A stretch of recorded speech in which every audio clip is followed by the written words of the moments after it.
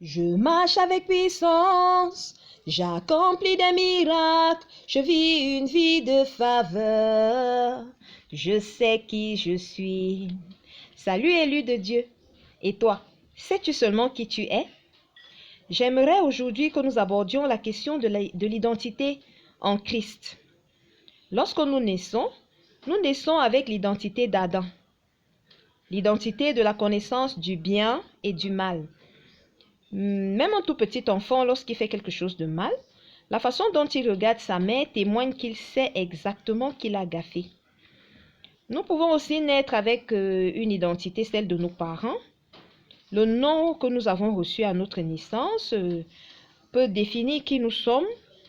Par exemple, il y a des gens dans une famille, si cette famille est réputée famille de voleurs, ils sont étiquetés de voleurs automatiquement. On va appeler cette famille de voleurs, cette famille de menteurs. Et pourtant, ce n'est pas ce que Dieu dit de nous. Lorsque nous acceptons Christ comme notre Seigneur et notre Sauveur, nous recevons une nouvelle identité. La façon dont Dieu nous voit change. Dieu dit dans sa parole, dans Éphésiens 1, verset 4, qu'il t'a choisi avant la création du monde. Rends-toi compte, tu as été choisi, tu as été élu par Dieu avant la création du monde.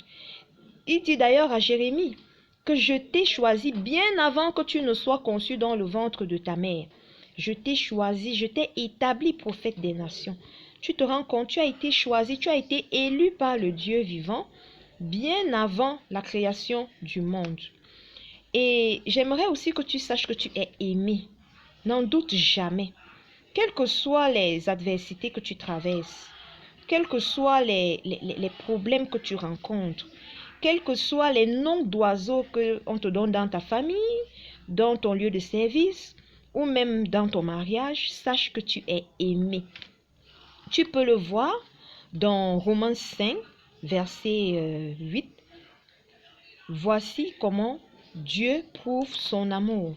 Dieu prouve son amour en ce que lorsque nous étions encore pécheurs, Christ est mort pour nous. Tu te rends compte? Christ est mort pour nous bien avant même que nous ne soyons de nouvelles créatures, que nous ne soyons nés de nouveau. Il nous avait déjà choisis et il est mort pour nous alors que nous étions encore pécheurs. Alors tu es aimé, tu es élu, tu es aimé de Dieu. Le troisième point sur lequel je voudrais que tu t'attardes, que je voudrais que tu saches, ce point qui fait partie de ton identité, c'est que tu es justement une nouvelle créature.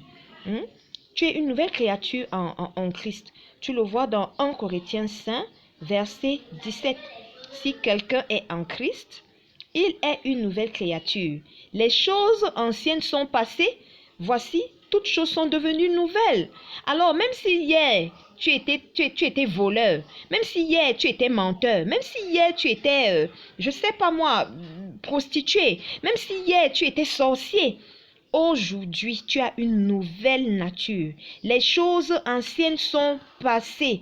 Voici, toutes choses sont devenues nouvelles. Tu es accepté. Tu es accepté. On le voit dans Romains 15, verset 7. Tu es accepté par Dieu. Et une autre chose, j'aimerais que tu saches que Dieu n'est pas fâché contre toi. Pourquoi? Parce que tu es réconcilié avec Dieu. Nous le voyons dans 2 Corinthiens 5, verset 17, où il dit: tout cela vient de Dieu qui nous a réconciliés avec lui par Jésus-Christ et qui nous a donné le ministère de réconciliation. Verset 18, autant pour moi. 2 Corinthiens 5, verset 18.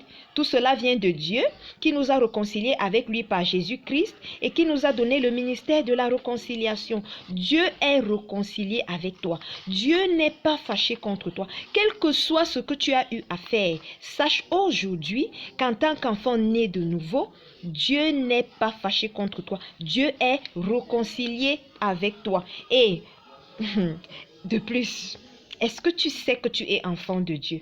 Dans Jean 1, verset 12, il est écrit clairement: mais à tous ceux qui l'ont accepté, à ceux qui croient en son nom, elle a donné le droit de devenir enfant de Dieu. Tu te rends compte? Tu es enfant de Dieu. Tu es merveilleuse.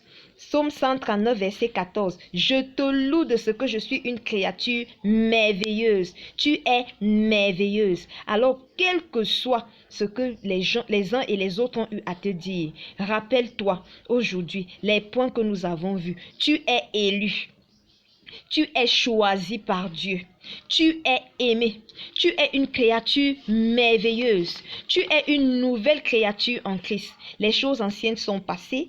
Toutes choses sont devenues nouvelles. Tu es réconcilié avec Dieu. Dieu n'est pas en colère contre toi. Dieu a donné son Fils pour se réconcilier avec toi.